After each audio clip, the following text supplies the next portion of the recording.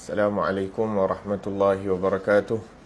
Bismillahirrahmanirrahim. Nawaina ta'alluma wa ta'lim wa tadhakkura wa tadhkir wal naf'a wal intifa' wal ifadah wal istifadah wal hatha 'ala tamassuki bi kitabillahi ta'ala wa sunnati rasulih sallallahu alaihi wasallam wad du'a ila al huda wad dalalata 'ala al khair ibtigha' wajhillah wa mardatihi wa qurbihi wa thawabihi subhanahu wa ta'ala. اللهم إنا نسألك فهم النبيين وحفظ المرسلين وإلهام الملائكة المقربين.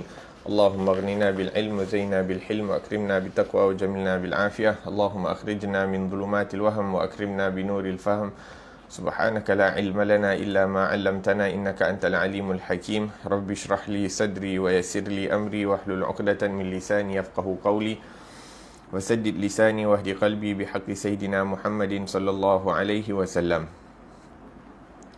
Telah berkata Al-Imam Al-Habib Abdullah bin Ali bin Muhammad Al-Haddad di dalam kitabnya Petunjuk Tarikat ke Jalan Akhirat.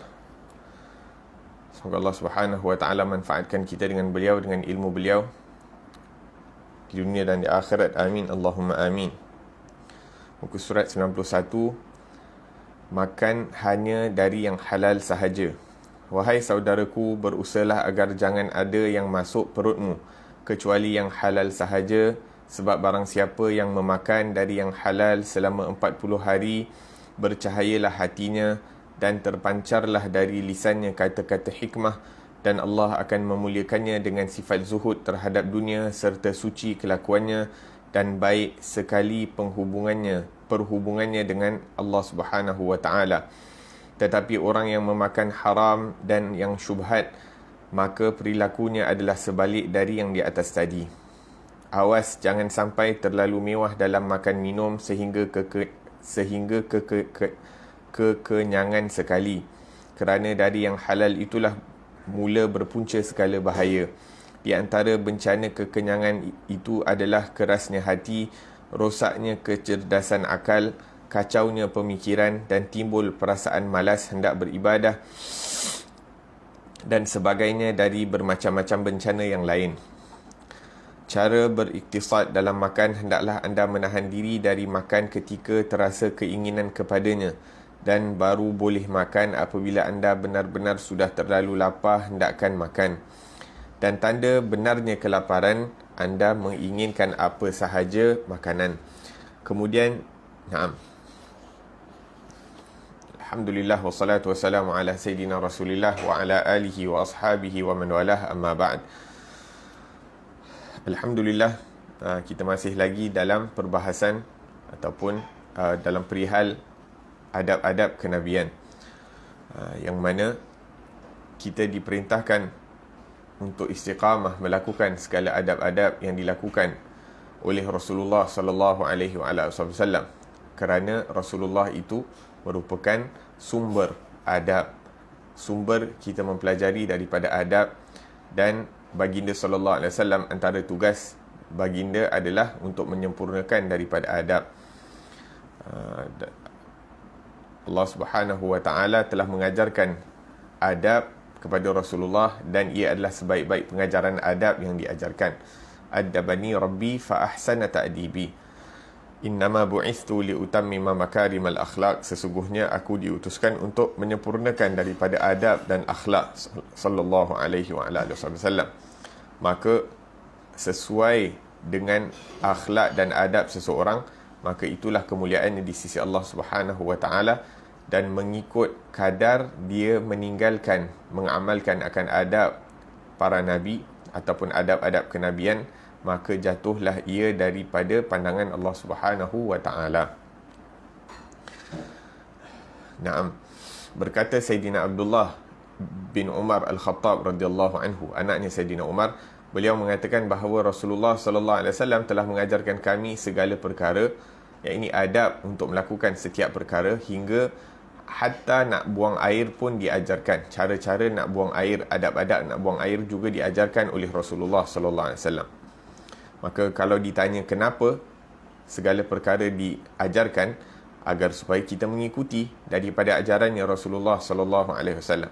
Daripada sebesar-besar perkara sehingga sekecil-kecil perkara, kita mengikuti daripada apa yang diajarkan oleh Rasulullah. Tidak diajarkan melainkan untuk kita ketahui dan mengikuti apa yang terbaik untuk melakukan sesuatu perkara. Bahkan tidak ada satu perkara yang dilakukan oleh Rasulullah melainkan terdapat hikmah, terdapat manfaat dan terdapat pengajaran ataupun kebaikan di sebalik apa yang diajarkan oleh baginda sallallahu alaihi wasallam. Dan kita mengetahui kalau ianya tidak berfaedah, maka tidak akan diajarkan oleh baginda Rasulullah sallallahu alaihi wasallam. Berkata seorang alim yang bernama Al-Imam Abul Abbas Al-Mursi, anak murid kepada Al-Imam Abul Hasan Asyadzali rahimahumullah. Beliau mengatakan bahawa kalau Rasulullah sallallahu alaihi wasallam itu hilang daripada ingatan saya walaupun sebentar, yakni kita terlupa akan Rasulullah sallallahu alaihi wasallam walaupun sebentar, maka saya tidak menganggap diri saya sebagai seorang muslim yang sempurna. Kenapa dikatakan begitu? Kerana apabila dia dapat membayangkan Rasulullah berada di hadapannya ataupun Rasulullah itu sentiasa berada dalam ingatannya, maka setiap gerak-gerinya, setiap perkataan yang keluar daripada mulutnya itu mengingatkannya kepada Rasulullah, dan tidak dia melakukan ataupun mengatakan sesuatu perkara melainkan ingin mengikuti daripada sunnahnya Rasulullah sallallahu alaihi wasallam. Maka orang-orang seperti ini, amalan hariannya, aktiviti hariannya itu, dia mempunyai ilmu tentang bagaimana cara Rasulullah menjalankan harinya, dan mereka juga mengikuti daripada apa yang mereka tahu dengan meneladani daripada sirahnya Rasulullah sallallahu alaihi wasallam. Bila kita bangun tidur, kita fikir apa yang dilakukan oleh Rasulullah. Bila nak makan, bagaimana cara makannya Rasulullah. Selepas makan, apa yang dilakukan oleh Rasulullah. Nak pakai baju apa yang dipakai oleh Rasulullah, dan bagaimana Rasulullah memakai daripada pakaian dan sebagainya. Masuk rumah, apa yang dilakukan. Berjumpa isteri, apa yang dilakukan. Dengan anak-anak, apa yang dilakukan. Maka sehingga amalan hariannya itu mengingati kepada Rasulullah dan sunnahnya Rasulullah sallallahu alaihi wasallam. Maka pada hakikatnya orang seperti ini 24 jam berada bersama Rasulullah. Ada bersama syariatnya Rasulullah, ada bersama sunnahnya Rasulullah, ada bersama adabnya Rasulullah, sehingga apabila kita menghayati kehidupan ini dengan Rasulullah, maka insya-Allah di akhirat nanti kita akan mendapat kebersamaan dengan Rasulullah sallallahu alaihi wasallam. Sehingga disebutkan dalam hadis, la yu'minu ahadukum hatta yakuna hawahu tab'an lima ji'tu bih. Tidak sempurna iman seseorang itu melainkan hawa nafsunya itu mengikuti daripada apa yang diajarkan oleh Rasulullah sallallahu alaihi wasallam, apa yang dibawakan oleh Rasulullah sallallahu alaihi wasallam. Naam, maka di sini Al-Imam Abdullah bin Ali Al-Haddad menyebutkan antara salah satu perkara yang penting dalam makan, adab daripada makan, walaupun sebahagian daripada adab makan itu dijelaskan sebelum ini, akan tetapi di sini disebutkan salah satu yang penting, yang mana makan ini walaupun merupakan keperluan manusia, akan tetapi kalau dijaga adab-adab makan, maka daripada sebelum makan sehingga selesai makan dia akan mendapat pahala. Kerana apa? Kerana sebelum makan itu dah diamalkan sunnah Rasulullah, sewaktu makan diamalkan sunnah Rasulullah, selepas makan pun diamalkan sunnah Rasulullah. Maka daripada sebelum hingga selepas makan mendapat pahala mengamalkan sunnah Rasulullah sallallahu alaihi wasallam. Maka sebelum makan kita basuh tangan, kita baca bismillah, kita mencari keberkatan daripada makanan itu dengan kita memperbanyakkan niat yang baik. Kita niat makan kerana mentaati perintah Allah, mengikuti sunnah Rasulullah dan sebagainya. Kita berhenti sebelum kenyang. Kita ambil makanan yang hampir dengan kita. Dan ini menunjukkan keindahan Islam. Hanya pada makan sahaja berapa banyak pahala boleh didapati dengan mengamalkan daripada adab makan. Dan antara adab makan juga adalah untuk makan makanan yang halal. Dalam asar seperti yang disebutkan di sini, barang siapa yang memakan dari yang halal selama 40 hari, maka dia akan mendapat beberapa faedah. Antaranya adalah hatinya diterangi oleh Allah Subhanahu wa taala. Dan apabila hati itu telah disinari oleh Allah Subhanahu wa taala, maka tidak akan keluar daripada lidahnya melainkan perkara-perkara yang baik, perkara-perkara yang akan mendatangkan manfaat, perkataan-perkataan hikmah yang boleh dijadikan iktibar dan pengajaran oleh orang lain.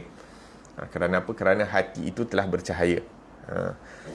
Dalam Al-Quran Allah Subhanahu wa taala sebutkan yu'til hikmata man yasha wa man yu'tal hikmata faqad utiya khairan katsira. Hikmah itu diberikan kepada sesiapa yang dikehendaki Allah, dan barang siapa yang telah diberikan hikmah, maka dia telah diberikan dengan pemberian yang banyak. Jadi untuk mendapatkan, maka dengan makan yang halal kita akan mendapatkan hikmah ataupun kebijaksanaan. Perhatikan makanan yang masuk dalam perut, adakah hikmah yang akan keluar daripada lidah ataupun sebaliknya. Maksudnya dengan kita memerhatikan apa yang kita makan, maksudnya kita sendiri pilih apa yang kita nak jadi. Kalau kita nak jadi orang yang hikmah, orang yang berilmu, orang yang mempunyai ilmu yang bermanfaat, maka jagalah daripada makanan tersebut. Dalam hadis disebutkan ataupun dalam riwayat disebutkan atib mat'amak tustajab da'watak. Makanlah makanan yang halal, maka doa kamu akan diijabahkan oleh Allah, dikabulkan oleh Allah Subhanahu wa taala. Dalam Al-Quran, ya ayyuhallazina amanu kulu minat thayyibati wa'malu salihah. Wahai orang-orang yang beriman, dan perintah yang diberikan kepada orang-orang beriman ini juga diperintahkan kepada para nabi dan para rasul. Ya ayyuhar rasulu kulu minat thayyibati wa'malu salihah. Wahai orang-orang beriman, makanlah daripada makanan yang halal dan baik, dan beramallah dengan amalan yang soleh. Begitu juga para nabi pun diperintahkan perkara yang sama. Maka dengan memakan daripada makanan yang halal, kita, yang pertama tadi disebutkan, hati akan disinari dengan cahaya hikmah. Dan hikmah ini dapat dilihat melalui lidah seseorang. Maksudnya perkataan yang keluar itu adalah ilmu yang bermanfaat, tidak keluar daripada lidah kecuali perkara-perkara yang baik. Dan antara perkara yang hebat dengan makan yang halal ini, Allah Subhanahu wa taala akan mengurniakan sifat zuhud dalam hatinya. Maksudnya dia merasa cukup dengan apa yang diberikan oleh Allah Subhanahu wa taala dan bersyukur atas pemberian Allah Subhanahu wa taala. Maksudnya tidak, hatinya itu tidak mengejar daripada perkara-perkara dunia, akan tetapi bahkan dia mensyukuri daripada apa yang diberikan. Dan lazimnya orang yang bersyukur atas pemberian Allah Subhanahu wa taala pasti akan ditambah oleh Allah Subhanahu wa taala. Merasa cukup dengan pemberian dan bersyukur, maka akan ditambah oleh Allah Subhanahu wa taala. Yang keempat, perbuatannya itu menjadi baik. Perbuatannya, amal perbuatannya menjadi baik, dan hubungannya bersama Allah Subhanahu wa taala juga menjadi baik. Maka ini merupakan faedah-faedah makan daripada makanan yang halal. Adapun orang yang makan daripada perkara yang syubhah dan haram, hatinya digelapkan, waliyadzubillah, apa yang keluar daripada lidahnya juga akan menjadi perkara yang negatif. Hatinya dipenuhi dengan kecintaan dunia, tidak bersyukur atas pemberian Allah Subhanahu wa taala. Perbuatannya juga negatif. Kerana apa? Kerana makanan yang masuk itu adalah daripada makanan yang negatif, maka tenaga yang terhasil juga negatif, dan hubungannya bersama Allah menjadi lemah. La ilaha illallah. Sebab itu disebutkan disebutkan oleh orang salih, man akala al-halal ata'at jawarihuh sya'at an abat, wa man akala al-haram a'asat jawarihuh sya'a am aba. Barang siapa yang makan daripada makanan yang halal, maka tubuh badannya akan mentaati perintah Allah, sama ada dia nak ataupun dia tak nak. Sama ada dia nak ataupun dia tak nak. Akan tetapi orang yang makan makanan yang haram, tubuh badannya akan bermaksiat kepada Allah Subhanahu wa taala, sama ada dia nak ataupun dia tak nak. Sebab apa? Sebab kita sebutkan tadi, makanan ni macam energi. Makanan ni akan bertukar menjadi energi. Kalau energi yang masuk tu energi yang baik, maka amalan yang akan keluar daripada energi itu pun hanya amalan yang baik. Adapun energi yang masuk ke dalam tubuh badan itu, yang dihasilkan dalam tubuh badan itu daripada perkara yang haram dan syubhah, maka hanya amalan-amalan yang buruk yang keluar daripada energi yang buruk. Dalam surah Kahfi, apabila Ashabul Kahf bangun daripada tidur mereka kurang lebih 309 tahun, maka dihantarkan salah seorang daripada mereka itu ke pasar untuk mencari dan membeli makanan. Dan yang dipesan itu adalah untuk mencari makanan yang paling halal dan paling suci, azka. Disuruh untuk mencari makanan yang paling suci dan yang paling halal. Orang-orang yang baik ini, antara tugasan mereka, antara perkara yang mereka ambil perhatian adalah makanan itu perlu yang dari yang halal. Maka di sini mengingatkan kita, jangan kita memberi perhatian ataupun semata-mata mencari kenikmatan dan kelazatan makanan. Yang lebih penting daripada itu adalah halal, kerana ada kesan sampingan daripada makanan. Kalau halal, kesan maka akan jadi baik. Akan tetapi kalau daripada syubhat dan haram, maka ianya akan memberi kesan buruk. Kemudian disebutkan di sini,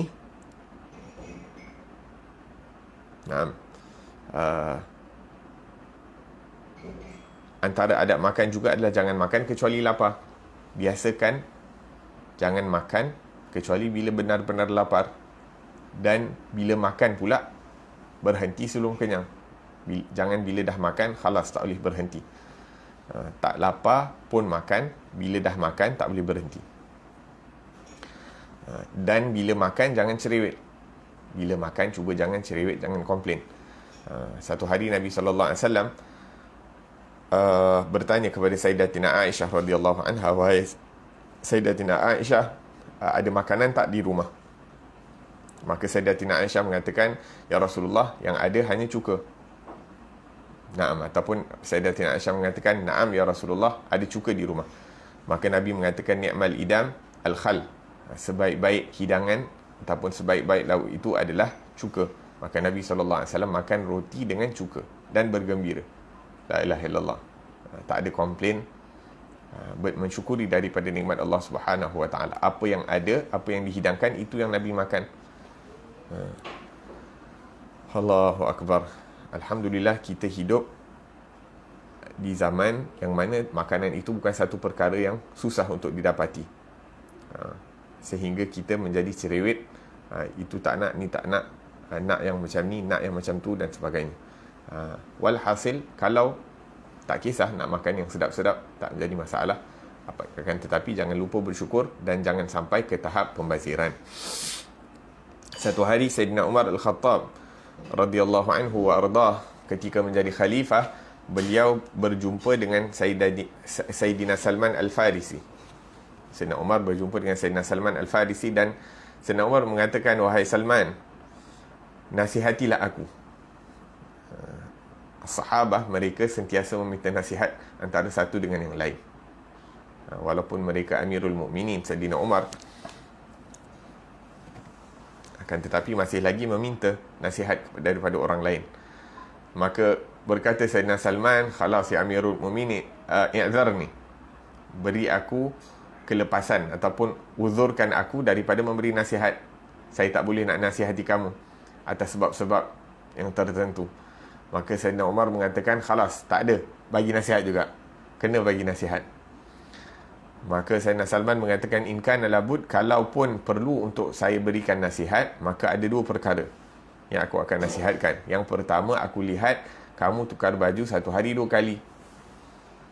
Yang kedua, kamu makan 2 hidangan ataupun lebih daripada 1 lauk dalam 1 hidangan.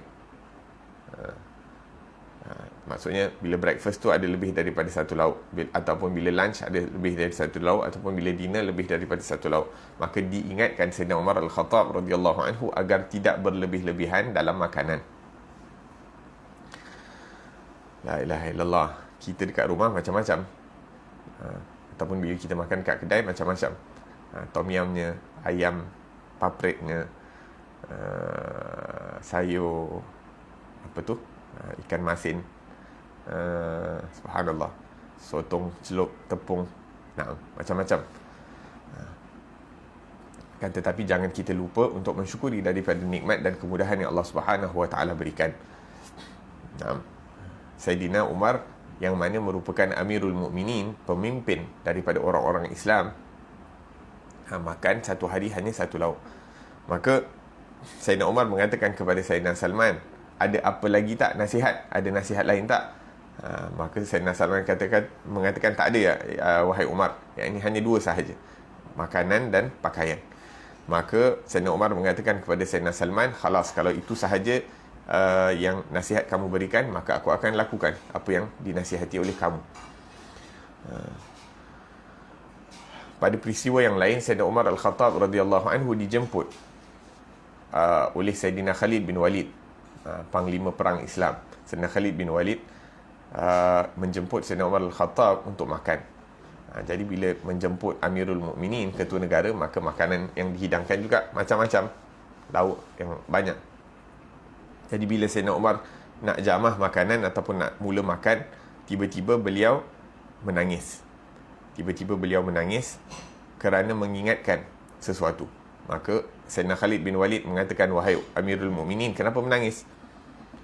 Sayyidina Umar mengatakan, aku teringat dua sahabat aku yang mana pada waktu mereka tidak pernah makan sebanyak dan senikmat makanan yang dihidangkan kepada aku hari ini. Aku teringatkan dua sahabatku yang mana tidak pernah makan sebanyak ini dan tidak pernah merasakan kenikmatan seperti mana yang dihidangkan pada hari ini di hadapanku. Yang dimaksudkan sahabatnya siapa? Sayyidina Rasulullah sallallahu alaihi wasallam dan juga Sayyidina Abu Bakar As-Siddiq radhiyallahu anhu wa ardah. Mereka juga dahulu menguruskan dan mentadbir daripada kerajaan Islam, akan tetapi makanannya sederhana, apa yang mudah untuk dimakan. Sedangkan makanan yang dihidangkan kepada Sayyidina Umar Al-Khattab pada waktu itu adalah dengan jumlah yang banyak dan bermacam-macam. Maka berkata Sayyidina Khalid, wahai Amirul Mukminin, makanlah makanan ini. Sesungguhnya mereka yang mendahului kamu sudah mendapatkan syurga dengan apa yang mereka hadapi dari kesusahan, termasuk makanan. Maksudnya diorang dah meninggal dunia dan telah mendapat syurga. Akan tetapi sekarang ini apa yang kamu dapat, rezeki kamu, maka makan. Mereka tak sempat ataupun tidak mendapati daripada makanan-makanan yang enak dan sedap. Rezeki kamu, maka makan. Maka Sayyidina Umar mengatakan kepada Sayyidina Khalid, maka teruklah bahagian aku. Seteruk-teruk makanan adalah makanan kamu, wahai Khalid bin Walid. Kerana apa? Kerana aku dapat makan daripada makanan dunia ini, akan tetapi mereka dapat daripada makanan syurga. Maka makanan ini dianggap teruk nak dibandingkan dengan syurga. Mereka mengetahui nilai syurga ataupun menilai makanan daripada syurga itu, sehingga mereka mengatakan, Sayyidina Umar mengatakan, khalas, maka aku tidak akan makan. Maka ditinggalkan makanan tersebut oleh Sayyidina Umar Al-Khattab radhiyallahu anhu. Dan ini keadaan ashabah, mereka sentiasa mengingatkan daripada perkara yang lebih kekal, lebih bernilai di sisi Allah Subhanahu wa taala, sehingga kenikmatan-kenikmatan dunia ini menjadi seakan-akan tiada nikmat. Sehingga kan perkara-perkara dunia ini dianggap sebagai tidak ada nikmat oleh ashabah. Kita ni kalau makanan sama hari-hari, kita akan komplain, kita akan rasa boring, kita akan rasa bosan. Hari-hari nasi lemak, hari-hari nasi goreng, hari-hari roti canai, hari-hari telur rebus, dan sebagainya. Kan tetapi ashabah radhiyallahu anhum ajma'in, yakni tidak menginginkan langsung, tidak mencari, walaupun telah diberikan tanpa mereka cari akan kenikmatan, akan tetapi yang mereka inginkan itu adalah yang lebih nikmat, iaitu yang disediakan di dalam syurganya Allah Subhanahu wa taala. Berkata Syekh Abu Bakar bin Salim, seorang ulama, man lam yashkur al-qalil lam yashkur al-kathir. Barang siapa yang tidak membiasakan diri untuk bersyukur dengan nikmat yang kecil, nikmat yang sedikit, maka dia tidak akan bersyukur dengan nikmat yang banyak. Itu bila diberikan oleh Allah Subhanahu wa taala nikmat yang banyak, dia tidak erti untuk bersyukur, kerana sewaktu sikit, nikmat itu sedikit pun dia tak pandai nak bersyukur, maka bila dapat banyak pun dia tak pandai bersyukur. Nah, kemudian diingatkan, jangan makan sampai kenyang. Jangan makan sampai kenyang. Jangan makan dan minum sehingga kekenyangan. Kerana apa? Kerana makan yang halal sampai kenyang itu adalah menyalahi daripada adab.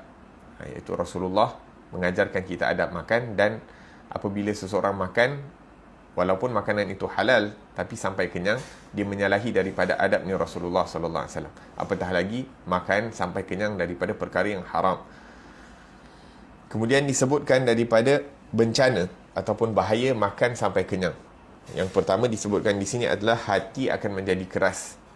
Kerasnya hati maksudnya susah untuk menerima daripada nasihat ataupun susah untuk menerima daripada pengajaran yang diberikan oleh Allah di dalam Al-Quran dan juga dalam hadisnya Rasulullah sallallahu alaihi wasallam. Susah untuk menerima daripada nasihat ataupun cahaya daripada Al-Quran dan sunnah Rasulullah sallallahu alaihi wasallam. Badan kurang cergas, pemikiran kurang cerdas, dan akan menjadi malas untuk beribadah kepada Allah Subhanahu wa taala. Itu makan banyak daripada rezeki yang halal. La ilaha illallah. Menjadi malas untuk beribadah, apatah lagi makan daripada syubhah, apatah lagi makan daripada yang haram. Akan terhijab daripada melakukan ibadah kepada Allah Subhanahu wa taala. Disebutkan bahawa ada satu kelompok manusia atau satu golongan manusia ni yang mana ideologi mereka ni makan sampai kenyang, sampai, maaf cakap, sampai muntah. Itu cara mereka makan. La haula wala quwwata illa billah. Allahu akbar. Dan bermacam-macam bencana yang lain. Antara bencana makan itu, ma mala abnu adam wi'a'un syarrun min batnih. Tidak ada sesuatu yang dipenuhi oleh anak Adam yang lebih buruk daripada perutnya. Tak ada perkara yang lebih buruk untuk dipenuhi melainkan daripada perut. Kerana perut ini adalah tempat ataupun asal usulnya penyakit, sarang kepada penyakit. Bayangkan macam-macam jenis makanan masuk dalam perut. Ikan, daging, sotong, sayur, kuih-kuih, sambal belacan, air pula macam-macam color, air sirap, air teh, air kopi, air, macam-macam air masuk, macam-macam makanan masuk, maka ianya mendatangkan penyakit. Maka kalau nak makan itu berpada-pada, makan berpada-pada dan makan perkara-perkara yang dapat membantu kita untuk menguatkan diri beribadah kepada Allah Subhanahu wa taala. Dan khairul umur awsatuha, sebaik-baik perkara itu adalah yang sederhana. Apa-apa kita nak makan, makan secara sederhana. Kemudian disebutkan di sini tentang adab minum. Kemudian jika anda minum air, sisiplah dia dengan perlahan-lahan dan jangan meneguknya. Minumlah dalam 3 nafas dan jangan menghembus-hembus dalam bekas air itu. Dan jangan minum dari mulut botol, jangan minum dalam keadaan berdiri, dan jangan minum di mulut kendi. Jika tidak mendapat bekas air, maka minumlah dengan tanganmu. Kemudian sesudah minum, bacalah doa ini. Alhamdulillahilladzi ja'alahu 'adban furatan birahmatihi wa lam yaj'alhu milhan ujajan bidhunubina. Segala puji bagi Allah Subhanahu wa taala yang telah menjadikan air ini manis dan tawar dengan rahmatnya dan tidak menjadikannya masin dan payau kerana dosa-dosa kami. Nah, diajarkan pula adab untuk minum. Bila nak minum, kita dekatkan, bila minum dalam gelas, kita dekatkan gelas itu pada bibir kita dan kita sisip dia, kita hirup, bukan kita tuang. Bila kita minum tu, kita hirup dan bukan tuang air ke dalam mulut. Melainkan kalau kita minum daripada, contohnya kalau terpaksa minum daripada cerik ataupun daripada bekas yang besar, maka kita tuang agar supaya mulut kita tu tak merosakkan ataupun tak terkena kepada air lain yang mana mungkin akan diminum oleh orang lain. Naam.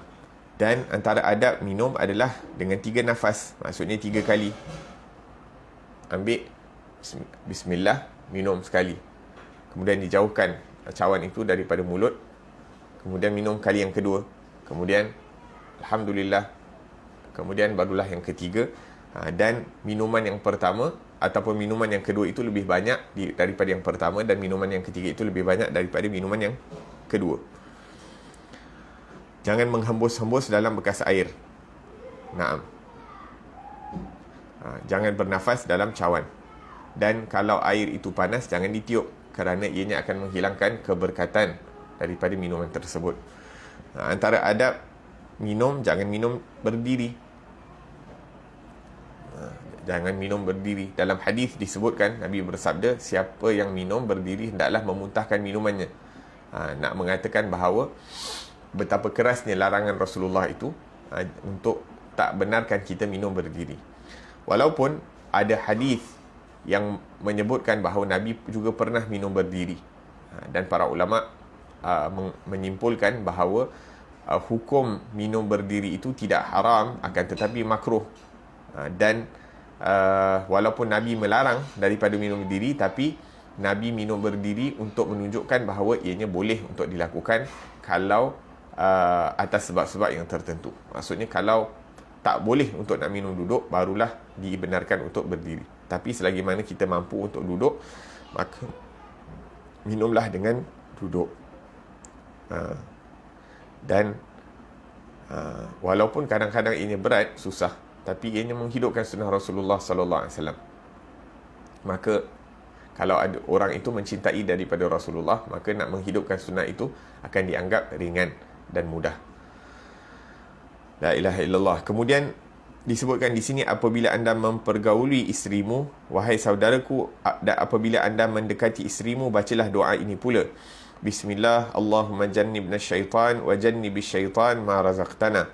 Dengan menyebut nama Allah, ya Allah, ya Tuhanku, jauhkanlah kami dari syaitan, dan jauhkanlah syaitan kepada apa yang engkau kurniakan kami. Jauhkanlah syaitan daripada apa yang engkau kurniakan kami. Kemudian tutuplah dirimu dan isterimu dengan kainmu. Kemudian hendaklah anda bertenang dan tenteram. Dan apabila anda merasakan air manimu keluar, hendaklah anda membaca dalam hatimu tanpa menggerakkan lidahmu firman Allah Subhanahu wa taala yang berikut, wa huwal ladzi khalaqa minal ma'i basharan faja'alahu nasaban wa sihra wa kana rabbuka qadira. Dan dia, yakni Allah, yang menciptakan manusia dari air mani, lalu diadakannya pertalian darah dan hubungan perkahwinan, dan adalah Allah itu maha berkuasa. Yang utama bagi orang yang kuat beragama di antara berkahwin dan meninggalkannya, mana yang lebih selamat bagi agamanya, dan lebih baik bagi hatinya, serta lebih tenang bagi pemikirannya. Sebab adalah makruh keras bagi orang yang tiada mempunyai isteri, lalu dia memenuhi pemikirannya dengan urusan wanita yang menarik kecenderungannya kepadanya. Barang siapa teruji dengan perkara seperti ini, lalu dia tidak dapat mematikannya, ingatannya dengan tugas-tugas peribadatan, maka wajiblah dia segera berkahwin. Kalau dia tidak mampu, maka hendaklah dia perbanyak puasa, kerana puasa dapat mematahkan nafsu syahwat. Naam, di sini diajarkan daripada adab-adab yang mana apabila diamalkan adab-adab ini, maka akan mendatangkan keberkatan dan keharmonian dalam rumah tangga, dalam perkahwinan. Akan mendapatkan daripada zuriat yang salih dan salihah, kerana ianya tidak didasarkan nafsu syahwat sahaja, akan tetapi menginginkan daripada rezeki yang halal yang dikurniakan daripada pertemuan suami isteri. Bahkan niat utama dalam perkahwinan itu adalah untuk menggembirakan hati Rasulullah sallallahu alaihi wasallam, menghidupkan daripada syiar para nabi. Nabi bersabda, tazawwajul waludul wadud fa inni mubahin bikumul umama yaumal qiyamah. Berkahwinlah kamu dengan wanita-wanita yang mempunyai sifat kasih sayang dan boleh untuk mengurniakan anak yang ramai. Fa inni mubahin bikumul umama yaumal qiyamah, kerana aku akan berbangga dengan umat yang ramai pada hari kiamat. Maka niat kita untuk berkahwin itu kerana nak gembirakan hati Rasulullah sallallahu alaihi wasallam dengan memperbanyakkan umat baginda di atas muka bumi ini. La ilaha illallah.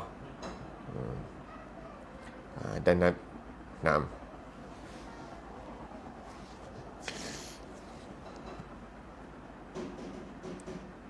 Dan apabila seseorang itu mengikuti daripada ajaran Rasulullah sallallahu alaihi wasallam apabila hendak berumah tangga, dan apabila sudah berumah tangga, menjalani daripada adab-adab yang diajarkan oleh Rasulullah sallallahu alaihi wasallam, maka daripada rumah-rumah seperti ini akan terlahirlah para alim ulama orang-orang saleh, orang-orang yang menegakkan agama Islam, orang-orang yang menyebarkan daripada akhlak dan adabnya Rasulullah sallallahu alaihi wasallam, orang-orang yang akan menghafal daripada Al-Quran dan beramal dengan Al-Quran, dengan keberkatan ibu bapa yang mengamalkan daripada adab-adab kenabian apabila berumah tangga. Moga-moga Allah Subhanahu Wa Taala jadikan ahli kita dan ahli keluarga kita dan anak-anak kita daripada keluarga yang akan membanggakan Rasulullah sallallahu alaihi wasallam di akhirat nanti. Amin Allahumma amin. Kemudian diteruskan oleh Imam Haddad dengan mengatakan, bila hendak ke tandas, jika anda mahu memasuki tandas kerana hendak buang air kecil atau buang air besar, maka jangan lupa memakai kasut dan menutup kepalamu.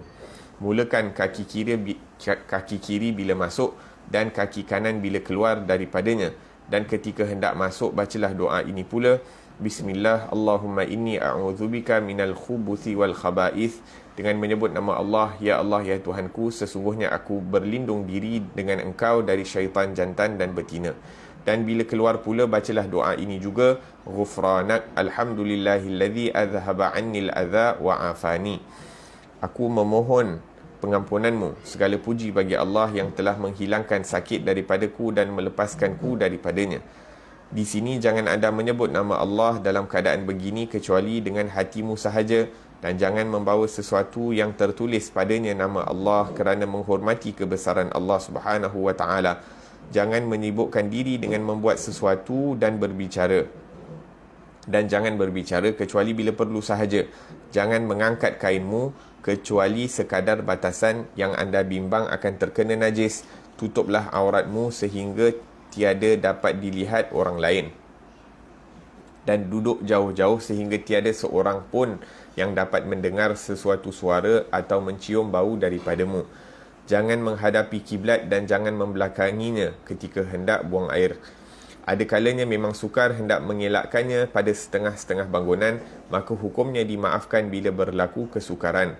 Jangan buang air pada air yang bertakung, walaupun airnya banyak, kecuali bila perlu. Begitu juga jangan buang air di tanah yang keras dan di tempat angin yang bertiup kencang. Semua itu kerana hendak mengelakkan dari air kencing itu memercik, yang dikatakan banyak dari siksa kubur berlaku kerananya.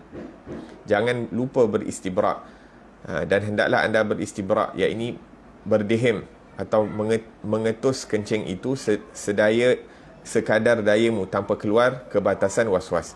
Ini dapat dilakukan dengan berdihim atau mengurut kemaluan dengan melalukan tangan dari bawah kemaluan itu dengan lembut, dan beristinjaklah dengan batu kemudian dengan air. Tetapi jika anda hendak memilih salah satu dari keduanya, maka beristinjak dengan air lebih utama.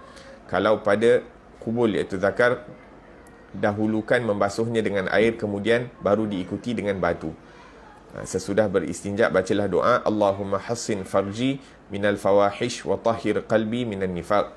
Ya Allah, ya Tuhanku, bentengilah kemaluanku dari segala macam kekejian dan bersihkanlah hatiku dari segala nifaq. Naam. Di sini Imam Haddad mengingatkan kita tentang adab masuk bilik air.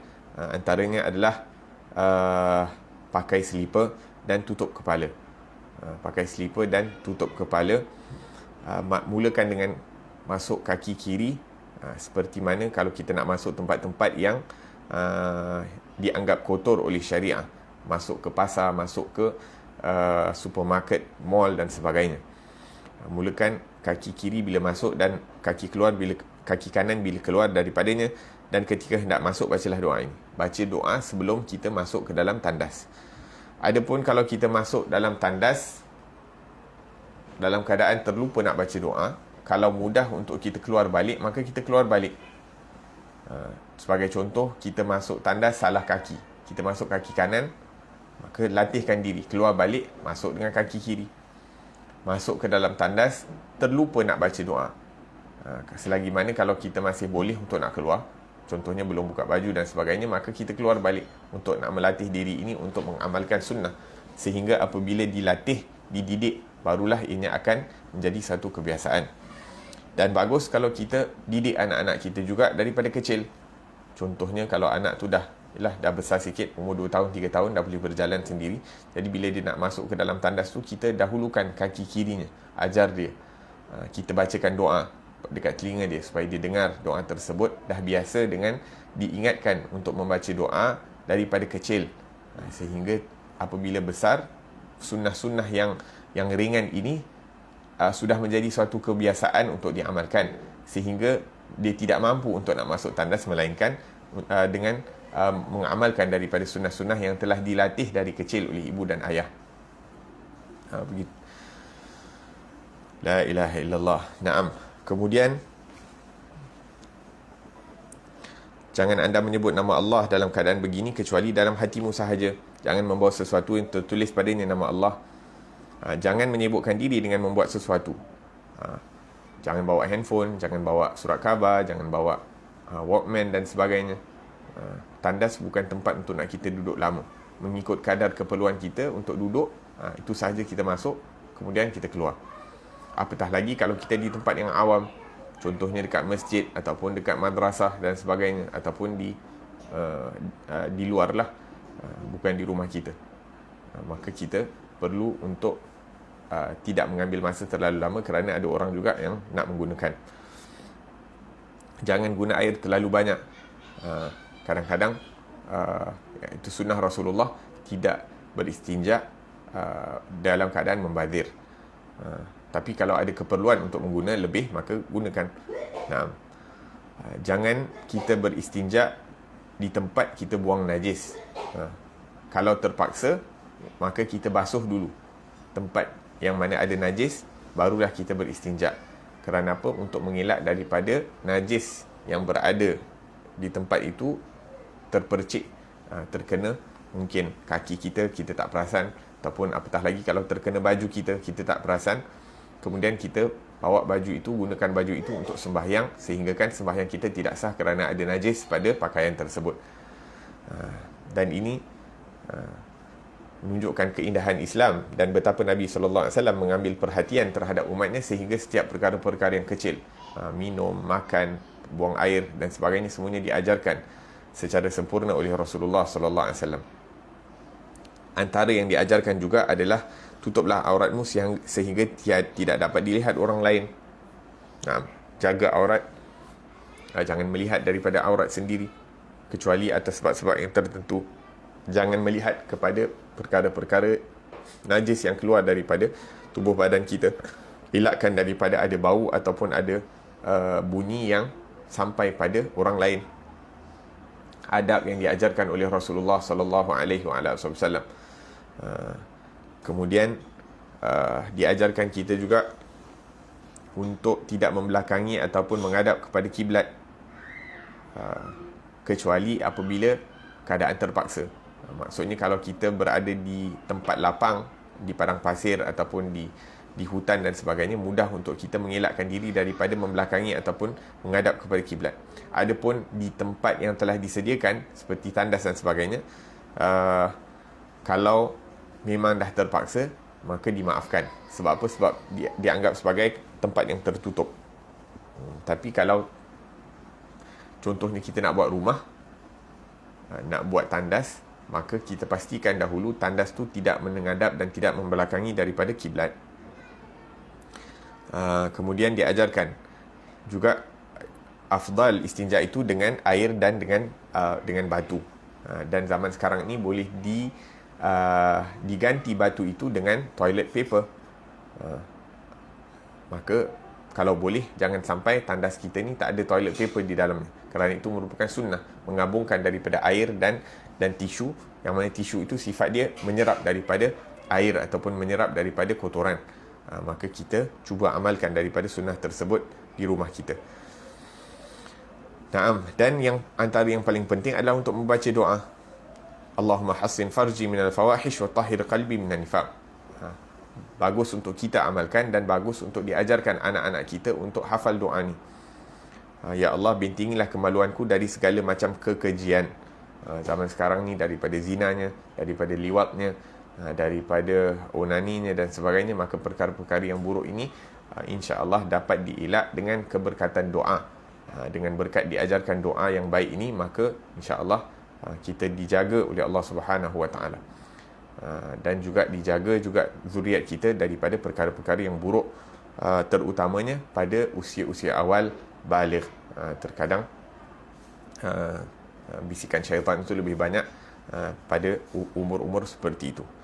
Moga-moga Allah Subhanahu Wa Taala jadikan kita dan ahli keluarga ni orang-orang yang dilindungi oleh Allah Subhanahu Wa Taala daripada perkara-perkara keji dan mungkar, sehingga kita ini menjadi orang-orang yang menggembirakan hati Rasulullah dan juga mendapat keridaan Allah Subhanahu Wa Taala. Dan insya-Allah kita akan sambung perbahasan pada pengajian yang akan datang insya-Allah taala.